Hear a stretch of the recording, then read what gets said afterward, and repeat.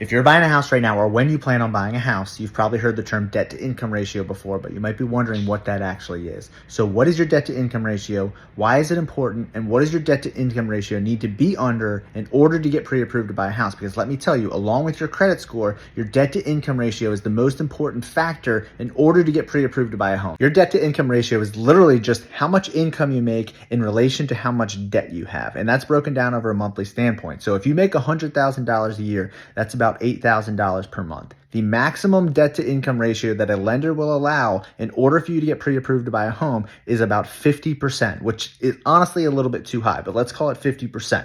So if you make $8,000 a month, your total monthly debts, including your potential monthly payment for the mortgage that you're about to have, can be no more than $4,000 per month. So on top of the potential mortgage payment that you're currently applying for to get pre-approved, they're also going to take into account like your car payments, your student loans, any credit card debt that you have, and break that down over a monthly standpoint to factor in that to your debt to income ratio. And the reason that's important is because the lender is just trying to make sure that the mortgage that they're giving you, you can afford to pay it back. Because if you have all this other debt for car payments, student loans, a ton of credit card debt, and you can't afford to make that mortgage payment, the lender is not going to give you a loan. So they have a benchmark that they use, which is your debt to income ratio being no more than say 50% in order to ensure that you can pay back the loan that they're giving you. So this is why if your income changes, you quit your job, you take out a loan on a car, you add up credit card debt while you're going through the home buying process, that is why that can completely screw up your pre-approval and make deals fall through, because you're increasing your debt to income ratio. And when you increase your debt to income ratio, that ultimately is going to hurt your pre-approval qualification.